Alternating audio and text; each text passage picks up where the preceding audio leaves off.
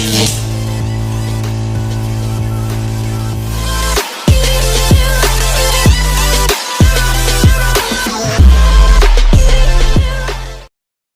থেকে বাসায় ফিরে দেখলাম বাসা ভর্তি মেহমান।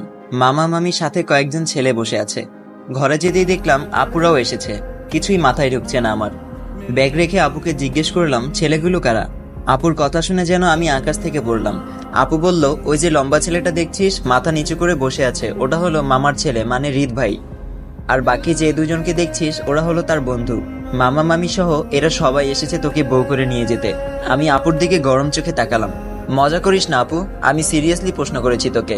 আপু একটু ভ্রুকুচকে আমার দিকে তাকালো। আপু বলল, আমি তোর সাথে কোন দুঃখে মজা করতে যাব?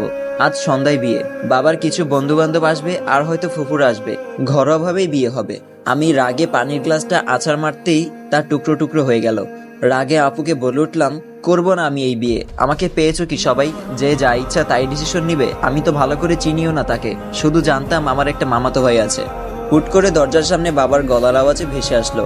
বাবা বলল, হয়েছে কি এখানে? এত চেঁচামেচি কিসের? বাবার উপস্থিতিতে ভয়ে চুপসে গেলাম। আমি চুপচাপ দাঁড়িয়ে আছি, কিছু বলার সাহস পাচ্ছি না।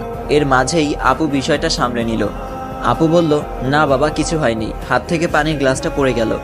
বাবা কিছু না বলে চুপচাপ চলে গেল। আমি আপুর দিকে তাকিয়ে কাঁদো স্বরে বললাম, আমি এই বিয়ে করব না আপু। বিয়ের জন্য প্রস্তুতি চলছে, সন্ধ্যার পর বিয়ে। রাতটা এখানে থেকে পরদিন সকালে বউ নিয়ে রওনা দিবে সবাই।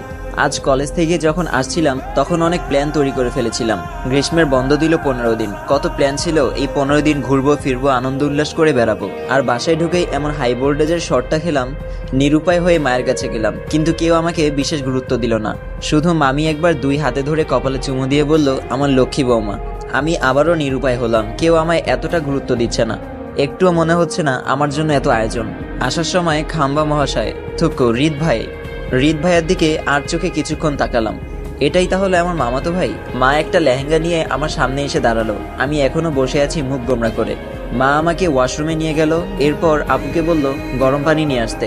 এমনিতেও গরমকাল, তার উপর আবার গরম পানি, ব্যাপারটা একটু অসহ্যকর মনে হলো আমার কাছে। তবুও কিছু বললাম না। কেমন যেন একটা ঘোরের মধ্য দিয়ে সময়টা কাটছে আমার, নাকি এটা স্বপ্ন? একটু পর হুট করে ঘুম ভেঙে যাবে, এটাও বুঝতে পারছি না। আজ মনে হচ্ছে সেই একমাত্র প্রাণী যে কিনা কলেজ থেকে আসার পরই বিয়ের পিঁড়িতে বসতে হবে। মা আমাকে গোসল করিয়ে দিচ্ছে খুব যত্ন করে। এর আগে শেষ কবে এমনভাবে গোসল করালো ঠিক মনেই নেই তার, হয়তো ছোট্টকালে। আমি এই বিয়ে করব না মা, তুমি আব্বুকে বোঝাও। আমি ভালো করে চিনিও না তাকে, কখনো কথাও হয়নি আমাদের, আর হুট করেই বিয়ে। মা বলল, তাতে কি হয়েছে? বিয়ের আগে কি আমি তোর বাবাকে চিনতাম? বিয়ের পরই তো একে অপরকে ভালো করে চিনলাম আমরা। তবুও মা, সে কেমন, ভালো না খারাপ, রাগী না শান্ত, এটাও তো জানি না আমি। অন্তত আমায় একটু সময় দিতে তোমরা। মা বলল, ওসব নিয়ে তোকে ভাবতে হবে না। হৃদ খুব ভালো ছেলে, যথেষ্ট ঠান্ডা মাথার ছেলে। ঠিক তুই যেমনটা চাস ঠিক তেমন, তা না হলে